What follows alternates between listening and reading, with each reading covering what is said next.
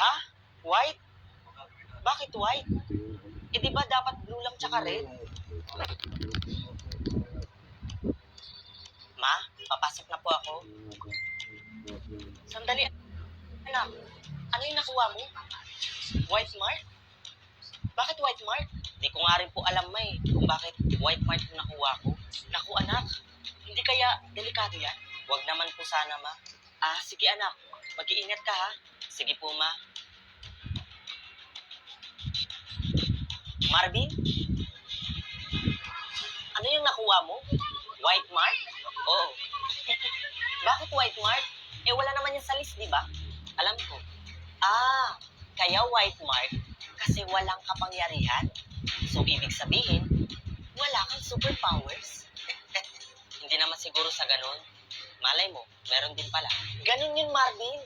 O bakit? Alam mo ba kung paano yan paganahin? Hindi pa nga eh. Oh, see? Hindi mo naman pala alam. So, isa lang ang ibig sabihin niya. Wala kang superpowers. Congratulations nga pala.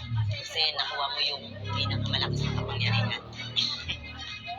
Thank you. Ako na yata ang pinakamakapangyarihan sa buong mundo. Kasi nasa akin ang pinakamalakas na kapangyarihan. Okay. Adrian? Wala pa rin si Seth? Wala pa, Marvin eh.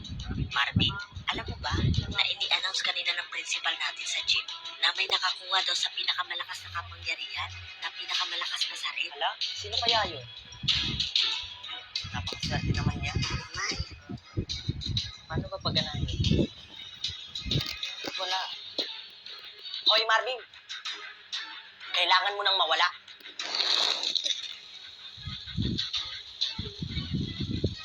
Mark, ano ba? Pakawalan mo nga ako dito. Ano bang ginawa ko sa'yo? Ibigay mo sa akin yung mark mo. Ngayon na. Ano? Eh, di ba sabi mo pa nga, mas makapangyarihan ka kaysa sa akin?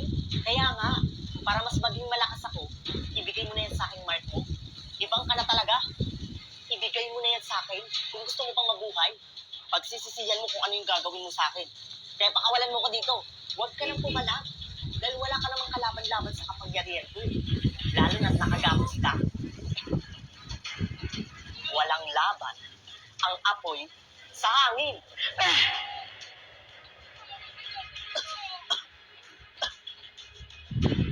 Alam mo na? Alam mo na kung paano yung gamitin kapangyarihan mo? Malamang, pwes ngayon, humanda ka sa gagawin ko sa'yo.